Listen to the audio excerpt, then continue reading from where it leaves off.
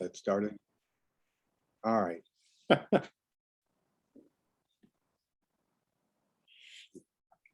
So we'll see how many people we get tonight. We do have no big decisions to be made, but updates on a bunch of things.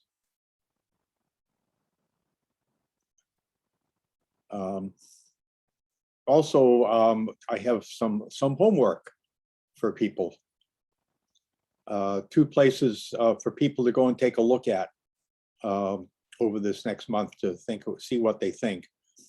One is about these are in response to inquiries. One is about a homeless encampment over in Frog Park area. I think over by Cavour. And the person was concerned because she said they have two barbecue setups and they're right under a big eucalyptus tree, and the person's concerned about them potentially starting a fire. So people that one's well known. It's been reported a number of times. The Frog Committee has been working on trying to get rid of the guy. Is it one guy? Well, now apparently there's a woman there as well. But it's been a long time there for a while. This was somebody who's doesn't live in Rockridge. So she just happened to be over there for the farmer's market and saw it and says, oh, that looks dangerous. And I don't know, do you think it's dangerous? Yeah. Okay. However, I have called the fire department. Yeah. And the fire department can't do or won't do anything unless they're actively using the barbecue. So just seeing it there and calling. Yeah. Well, anyways, others may want to go and take a look. I don't know. I think it's actually probably something more that the RCPC Parks Committee might want to deal with rather than the Land Use Committee. But this person, I guess decided, well, I don't know, she must have seen a copy of the Rockridge News and says, well, land use, that sounds like that's what this is. So. Yeah, I believe Ashley is aware of it because she's been coming to, or she's come to one and she's planning to continue coming to Frog Park Committee meetings. Oh, good. Okay. But she's aware of that. In fact, she was going to reach out to some other parks people, volunteer parks people around the city and see how they were handling homeless issues as well, among other things. Yeah. The other is I got notified about a house being proposed to be constructed at the corner of let's see, Ivanhoe and Miles. There's a lot there. It's got lots of trees on it, and the concern is that there's a number of live oaks there that won't be live if they go ahead with the plans as they're proposed. They apparently will. The plan is to cut down a number of the oak trees there that are on the lot. I've visited that site. And it's two lots. Yeah. And it was sculpted by Caltrans when they put in the freeway. And there's a culvert that comes from the freeway down into the creek at the bottom of the property. And those oak trees are not very old.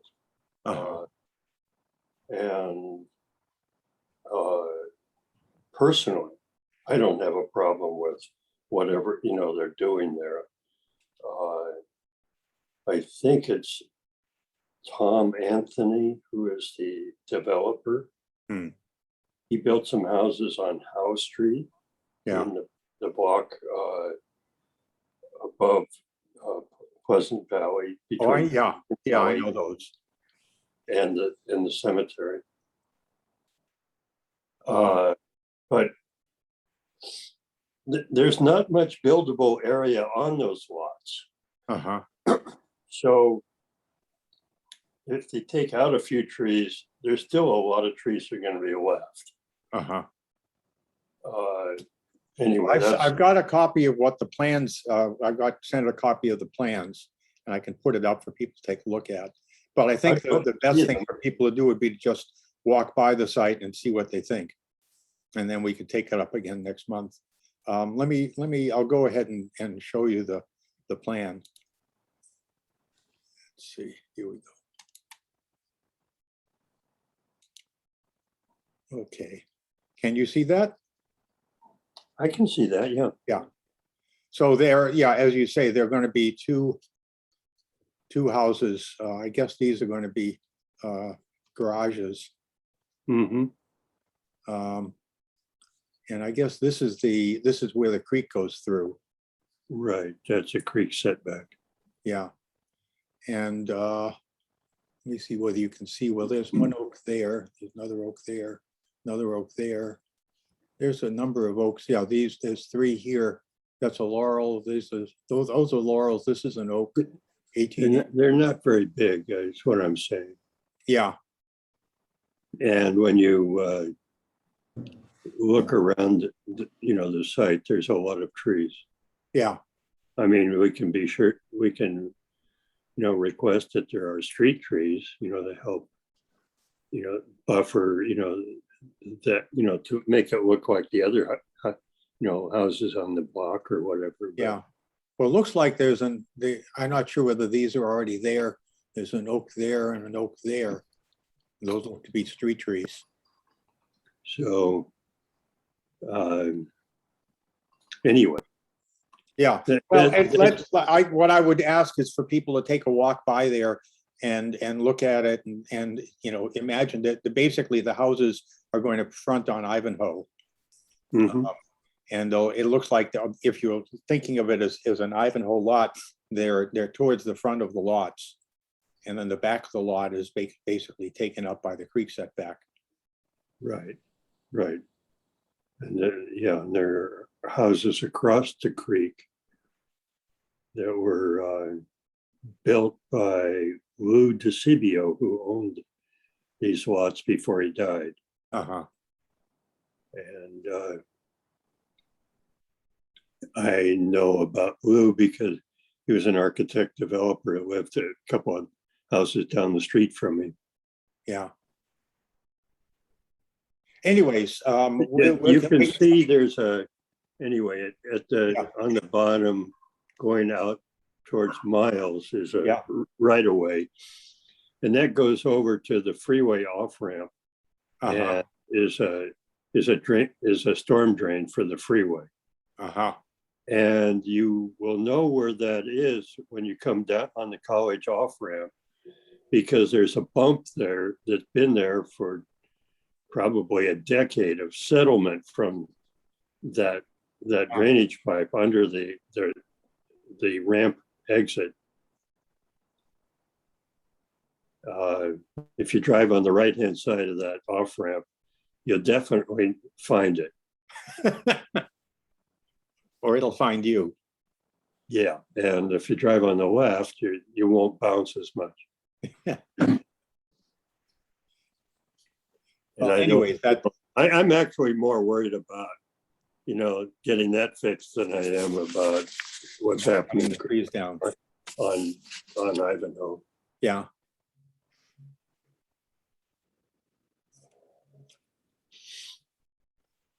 Well, anyways, we're talking about, can you get more housing in Rockridge? Well, here's some. Yeah.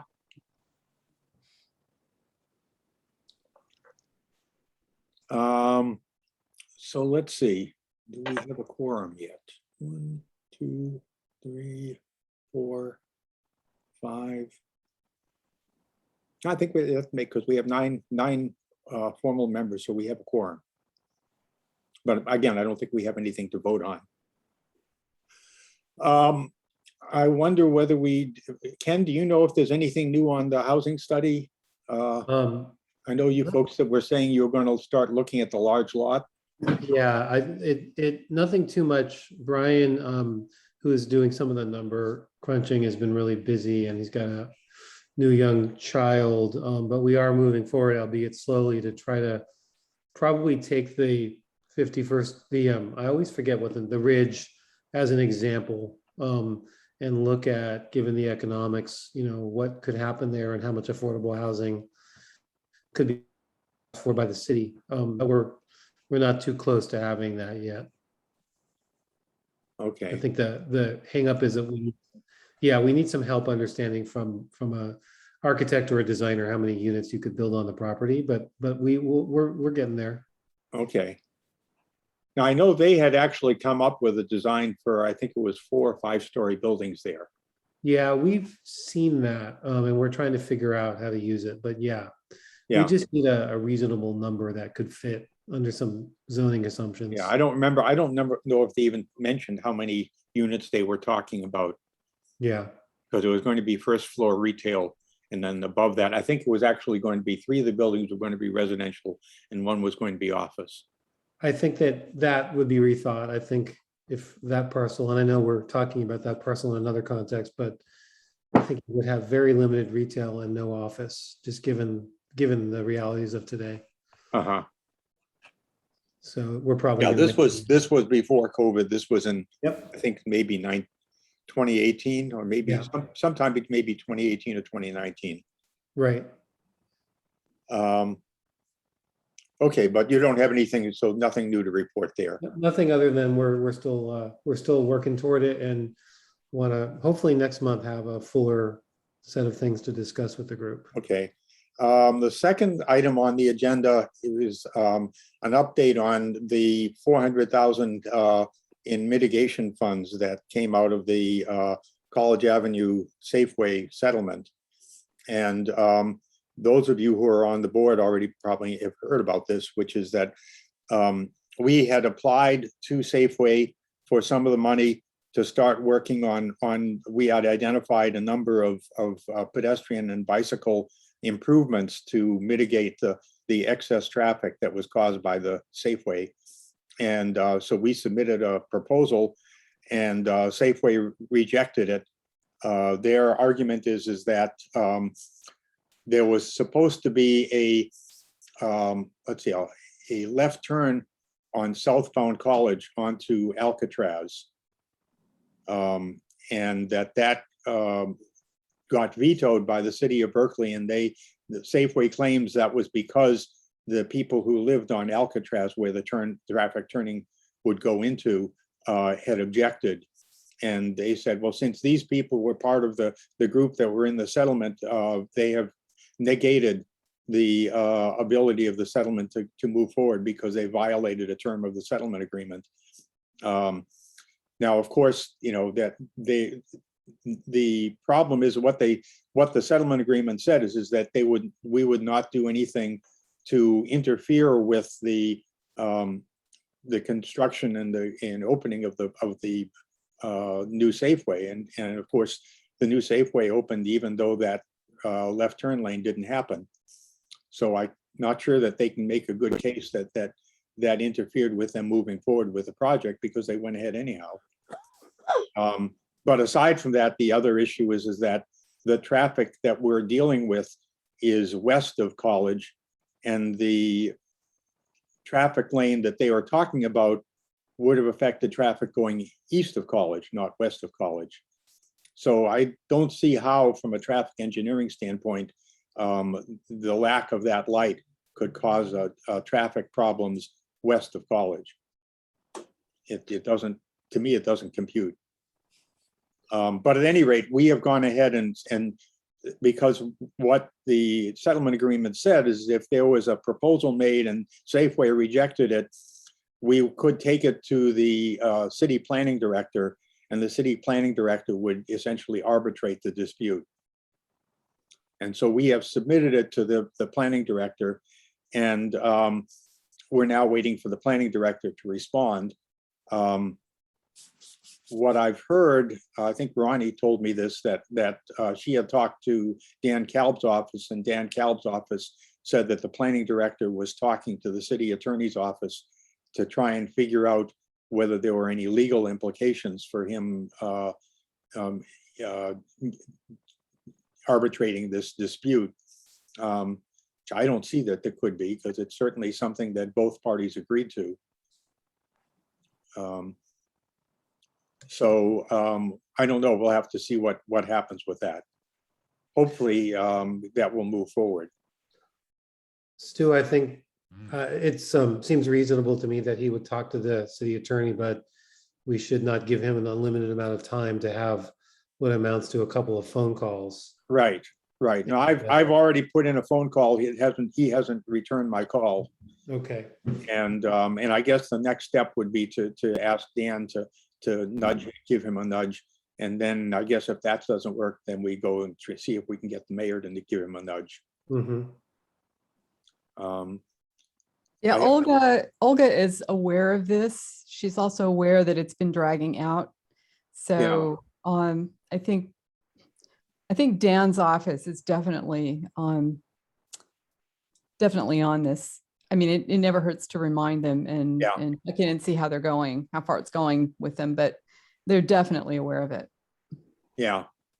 It just, we don't, as you say, Ken, we don't want it to drag on. It's dragged on far too long already. Mm-hmm. Yeah. But that's where that stands at the moment. It's in one sense, it's not really a land use matter, but it arose out of the land use dispute over the Safeway project. So it's, in a sense, it's sort of still in our court. The third item we had was on the agenda was to maybe talk a little bit about the wrap up of the legislative session, and we've had some discussions about it.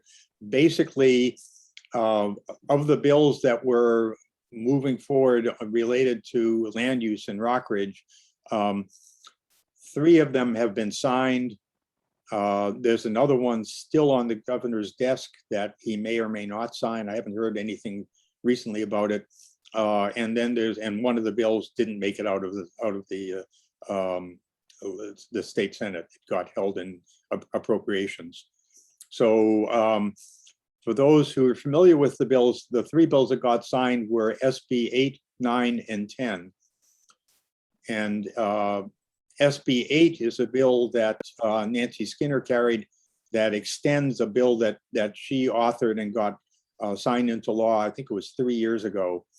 And that bill was supposed to expire in 2025. This bill extends that bill to 2030. And it's a bill that essentially makes it harder for cities to turn down housing projects, particularly affordable housing projects with affordable units in them. It also has what they call an anti-backsliding provision, which says that if a city has upzoned an area, it cannot downzone it, at least over the term of that bill.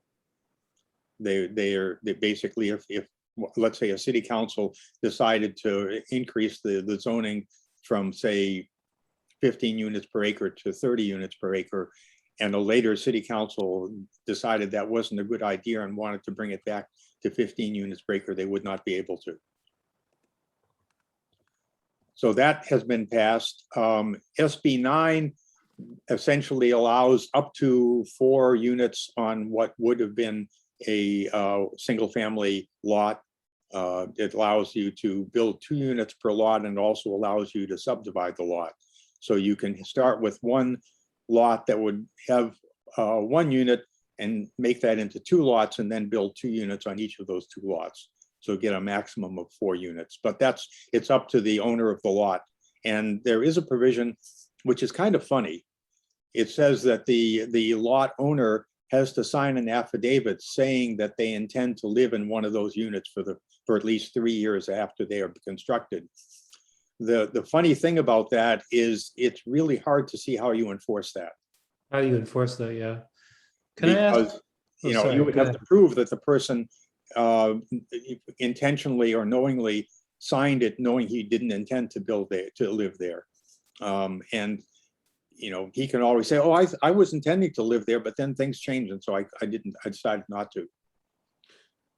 Stu, one question and one point to make on this. The question is, do Do you know if there's a minimum? Like I have a fairly small lot. Could I actually divide that into two? 1,200 square feet is the minimum. Oh, that's pretty small. It is. It is. Yeah, okay, So most Rockridge lots could be split. okay. And then I don't know how, if everyone, Brian and I did run some numbers on this and before us, what was his name? I'm blanking, the economist. Darren. Yeah. Darren, Aaron Smith. Darren ran them too and came to the conclusion that in Rockridge with our land values and the price of our houses, probably this wouldn't result in much. And where it would result very occasionally in somebody taking advantage of this is to, a house that sort of needs to be torn down anyway, or a very small house on a larger lot. You might see this happen, but we don't expect to see this have a lot of effect in Rockridge. Yeah, it could allow someone who had a rather small house to convert it into a duplex. Yeah, I was thinking about that too. That would probably pencil out. Yeah, I mean, if you're going to take the same house or a big house, you could. I think it's not going to. People will convert existing structures to more than one unit, but where you won't see much happen is tearing down an existing structure and building like a bigger building. Right. Right. Because No, it's you not won't. You won't see people tearing down. And likewise with the subdividing. If you have a lot, if you have a lot and you have a house that occupies a majority of the lot, Yeah, you're probably not going to want to try and split the lot, right. because you're not going to have much of a lot on for the other one. You could split the lot and build what would amount to a secondary unit, but then you could sell that unit as opposed to an ADU, which has to remain in the same ownership.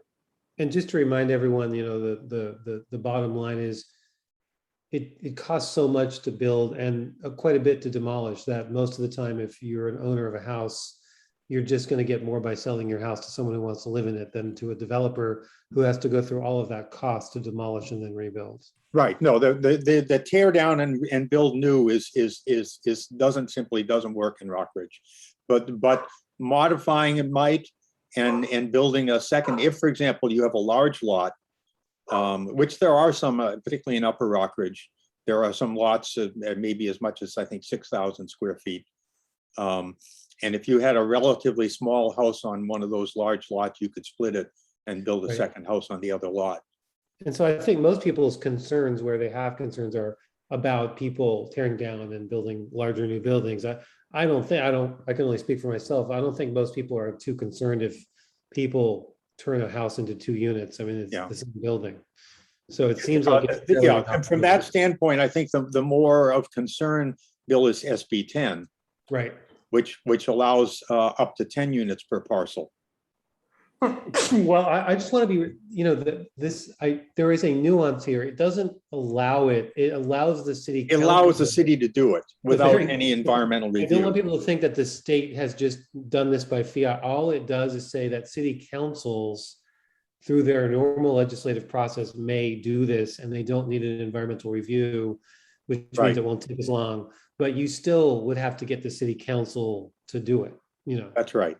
That's right. And so it depends on the nature of your city, whether that's going to do anything or not. Right. I would suspect that majority of cities will not, actually even San Francisco, because I know that while the mayor is very gung-ho on putting in more housing, the Board of Supervisors is not so gung-ho. I think they actually opposed SB 10. More likely that Berkeley or Oakland will do it than San Francisco will do it. Yeah. Yeah. Well, here's some other information on this. Yeah.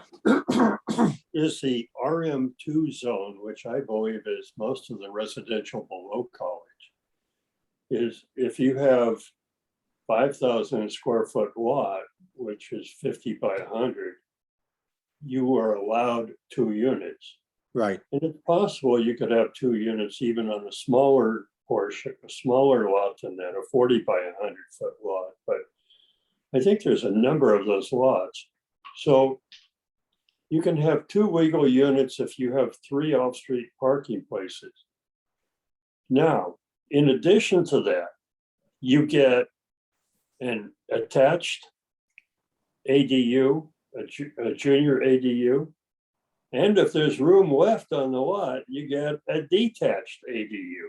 Right. And that's, that was before anything that passed, this month.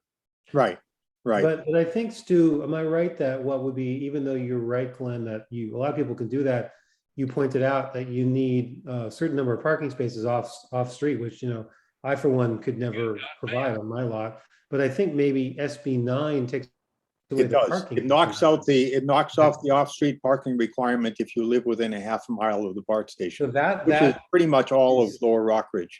that's going to make it from Right. almost impossible to still unlikely.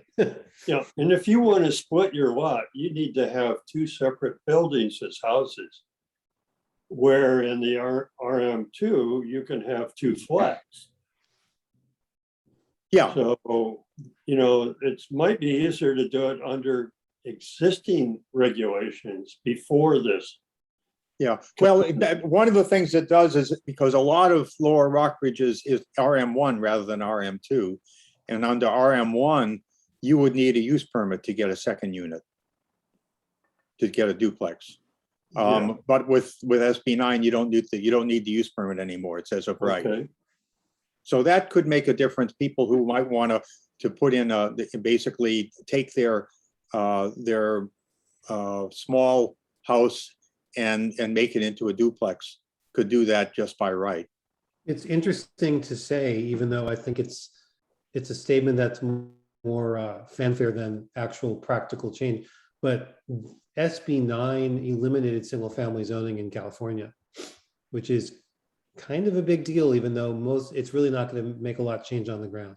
Yeah, where it's going to have more of a change is in parts in the lower, where there's lower land use costs. Mm-hmm. Although in Oakland, most of those areas that have lower land use costs are already zoned to allow multifamily. David Garcia's group, or David, our board member, I think they estimated that this could result in 700,000 new units in the whole state over a period of time, which is not, frankly, that big a number. Yeah. I think the figure he said, he was interviewed Mm-hmm. yesterday or today, I can't remember, but I think the figure he said was it would probably affect maybe 5% of parcels in the state, not a huge number. Yeah. Yeah. And it will be certain parts of the state, certain areas that will be targeted in response to it. The areas where again, the land costs are not that high. But again, for a lot of those areas, at least around Oakland, maybe in Berkeley, it might be a different story. I don't know. There may be areas of West Berkeley that are still zoned single family, but have low enough land costs where that might be attractive. Mm-hmm. And also perhaps some areas in say, for example, Richmond Annex. So it's hard to get there. There'll be places where it will have an effect. And of course, the other thing about it is that the person, the owner has to basically sell the lot to the developer. I suppose they could come in, a developer could possibly do one of these option type deals saying, well, give me an option to buy it and I'll go ahead and try and get the approvals. And then if I get the approvals, then you sell it to me. But again, in most cases for us, someone who wanted to live in the house would offer more money than the developer would. Maybe it depends. Again, it depends on the situation. In places like Rockridge, absolutely, that's true. Yeah. If you were in West Oakland, maybe not so much. And also, and I think there is a provision that says you can't do this if the house, if there's an existing house or building and that is in rental. Yeah. You can't do it if it's been rented within the last 3 years. Yep. So if you have a house that's being rented out, you can't do it. So there are some protections. Well, the one thing I'm concerned about most frankly is that there is a provision that in theory prevents you from using SB9 in high fire risk areas. Right. But what it says is that unless there's been some measures taken in terms of the building code to provide to mitigate the fire risk, you can't do it. But Oakland has done that. Most cities that have high fire risk areas have done that, have put in some sort of elevated building code requirements for the high fire risk areas. And so I think SB 9 is probably going to apply, for example, up on the hills. And my concern about that is not so much that, well, it's a little bit about the extra density, but it's more about the evacuation problems with the narrow streets. The sort of stuff that happened with the tunnel fire, where you got cars trying to squeeze through on 2-lane streets and with parking. But I guess we'll just have to see what happens. There was something going in front of the city council about that, looking at the road width. I think 26 feet is the standard. And so they did surveys of a lot of the very high risk areas in the Oakland Hills, and many of those roads are actually only 20. Right. Yeah, I've driven on a lot of those, and they're narrow. Well, I And think Berkeley has some that are even worse. I think the idea is to identify those so that all of the hills wouldn't necessarily be exempted, but those particular areas that have high levels of vegetation and 20-foot roads and that area, which is a subset of the high risk areas in the hills, would be exempted. Currently in Oakland, if you do not have 20 feet of paving, not a right of way, but paving, you cannot add a unit, which means an in-law unit also. Yeah, And what the I narrow heard. roads in Montclair, that everybody's worried about, most of them do not have 20 feet of paving. Yeah. What I'd heard that Oakland the city council was looking at was something that would say that you couldn't put in an ADU, but that's a different matter. Well, I mean, if you can't put in A an detached ADU, ADU. you can't add a unit either, or you can't subdivide for a unit. You just can't have a new unit if you do not have 20 feet of paving. That's under your city regulations, you mean? Yeah, it may be that the state preempts that. I think it would. Unless there is a provision that allows a city to turn down a project based on health and safety, but the standards of that are really tough to meet. But Stu, not to belabor this, but maybe, I don't know if that thing that Glenn mentioned is in the building code, which might be immune from this thing, or if it's in. That's a good question as to whether the building code would take precedence. I don't know. That's an interesting. Otherwise, it would seem to me that you can't preempt the building code, because all of a sudden there'd be all kinds of technical building code things that they couldn't enforce, which is not going to be the intention. I'm just relaying to you a conversation I've had with planners. Yeah.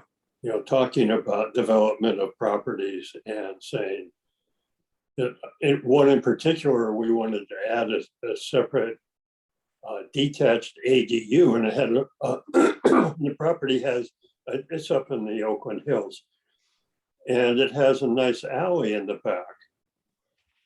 But the alley is a 15-foot right of way, and it's not paved the whole way across. Mm. But the houses that share the alley use it for their waste management pickup. But we couldn't use access from the alley for any of the parking requirements or legal access to the new unit. Yeah. The street in front was plenty wide. I mean, it was just a little extra, but that's enough. Yeah, it will be interesting to see how it plays out. And I don't know whether Oakland is planning to let this go ahead full speed ahead, or whether the Oakland is going to put some restrictions on it in the high fire risk areas. And if they're thinking at all about how they would do that in terms of what SB 9 provides for, because it's tricky. Then the one other one that I don't know what's happened with is that was gosh, now I'm not remembering. It was another bill by Wiener. Is it 278 or 287? Does that ring a bell? No. No. I know there was one other bill about basically trying to encourage multifamily housing, and that one is still on the governor's desk. He has not signed it yet, but he hasn't vetoed it either. And then the last one that we were looking at that we talked about, and I talked about in an article in the Rockridge News, was AB 1401. And that would have eliminated the parking requirements, I think within, I'm not sure whether it was a half mile or a mile of a transit station or high quality bus line. And that one got held in the Senate appropriations. It got put in the suspense file, and that's where it died. So it didn't get pulled back out. I guess they felt there were some issues around appropriation budget, essentially, and whether there was going to be a requirement for some additional money for that to be implemented. And that, I think, were any others that you can think of, Ken, that we should be thinking about? No, but to be honest, I don't follow them All that closely. David does. He's the one that Yeah. asked. Well, I think that's the major ones. And as you said earlier, that I don't think most of them are going to have that much effect in Rockridge. They may have effects in some other parts of the city. Mhm. Let's see, the last thing we had on the agenda was just some updates on both the California College of Arts project and the Shops at the Ridge phase 2.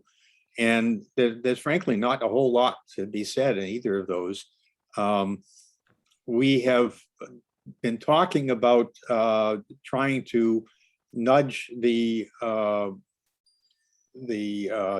master tenant for the Shops at the Ridge to do something with phase 2, because right now they've just been sitting on it. It's been what, I think 3 or 4 years that nothing has happened there. And I don't remember where do any of you remember where exactly that got left by the I mean, help me out, but the board wanted to put together a survey of Rockridge residents That's right. that, you know, I was concerned that we do the survey in a way that we get good responses, and folks decided to work on it, but I'm not sure it's moved forward since then. I Okay. think they wanted to do the survey before kind of moving on with talking to the city. Right, but the idea was to have the results of the survey in hand to be able Yeah. to point to in terms of what we thought should or shouldn't happen there, and be able to say, this is not just our board, this is people in Rockridge that we're speaking for. Ashley volunteered to put together this survey because she's done a number of these. And so I have confidence that she'll put together a reasonable survey. Yeah, but I haven't heard anything lately about, is she planning to report it? Do you know if she's going to be reporting on that at the October board meeting? To be honest, I haven't pinged anybody about what they're reporting at the board meeting yet. So Okay. I will get there, but it's been a little hectic recently. Yeah. And then as for the California College of Art, so far as I know, they're still moving forward on the EIR, but it's moving very slowly. I think the last I had heard, it might be December or January before the draft EIR comes out. And I'm not sure whether they, you know, the last I had heard, it didn't sound like it was going to pencil out in terms of any of the ideas or proposals they had. But I haven't heard anything recently. That mostly what I'd heard has been rumors. And I suppose we could try and ask the developers to give another presentation on where things stand. It might be worth it, even if it's just a quick one. Yeah, I was just going to say maybe just a 15 or 20-minute quick summary of what's going on, if anything.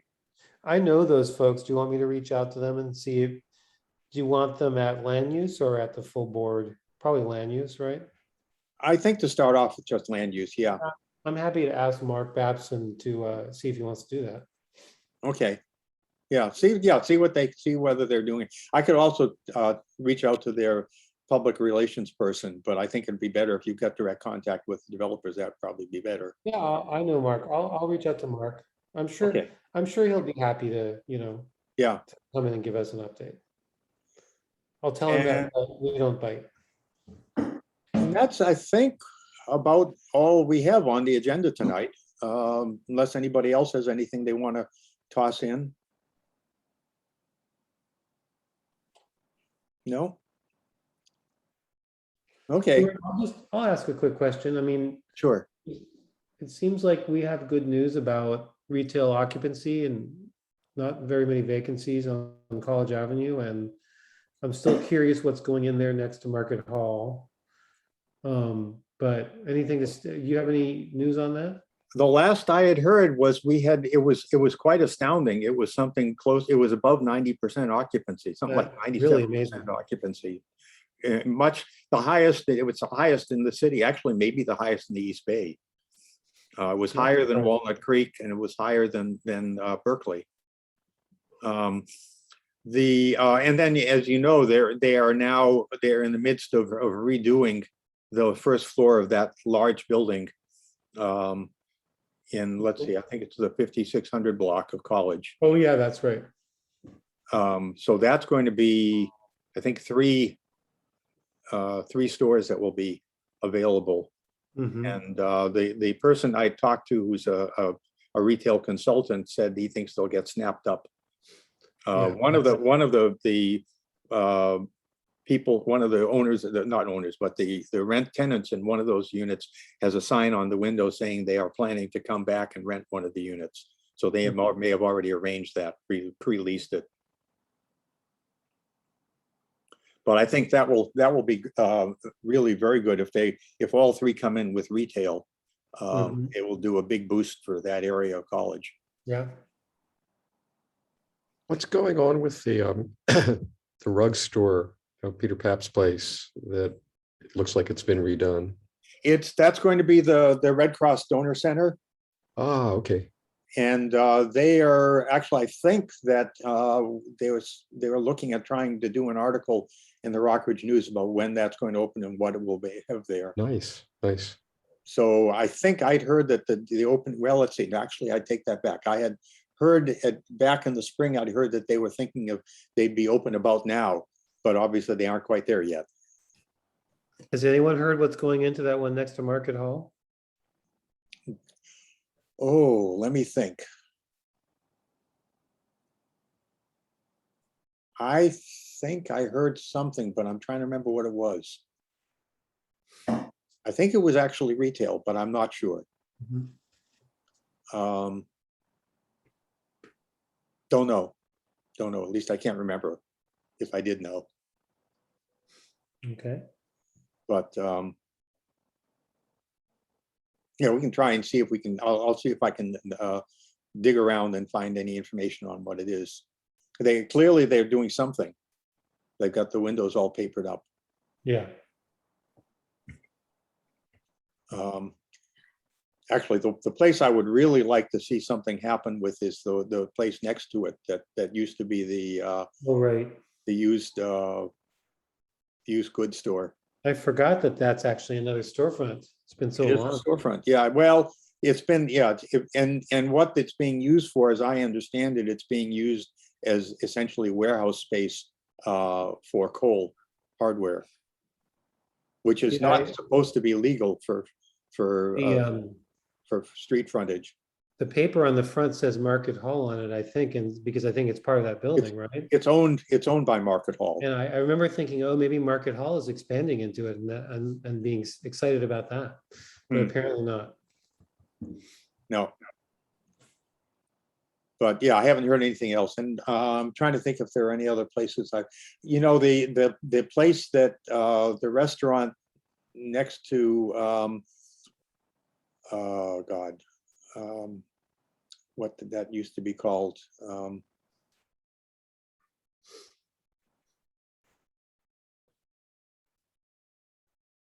I'm blanking on the name. At any rate, there was that one restaurant that had been a very high-end restaurant for a while.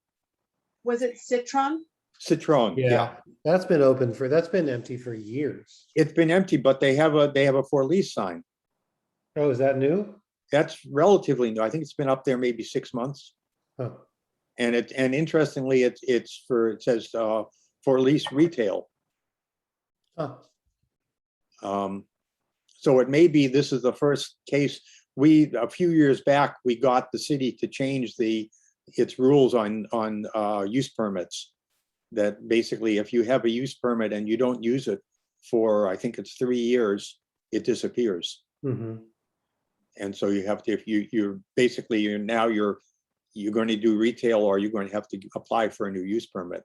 Yeah, that's been empty for a lot more than 3 years. Oh, yeah, but it's been empty for probably about 6 years, I would guess. Maybe all the way back to 2008. Mm-hmm. But I don't know whether maybe they're asking too much rent for the market at this point. But hopefully that will, at this point, now that they're at least trying to lease it, it will eventually have something in it. And I must say, I'm hopeful it'll be retail rather than another restaurant. I like the restaurants. I guess I just feel like we're restauranted out. No, I know, you're right. As long as it's not another nail place. Okay, I think we're done. Okay, good night. Good night. Thanks for coming. Bye. Thanks, Stu.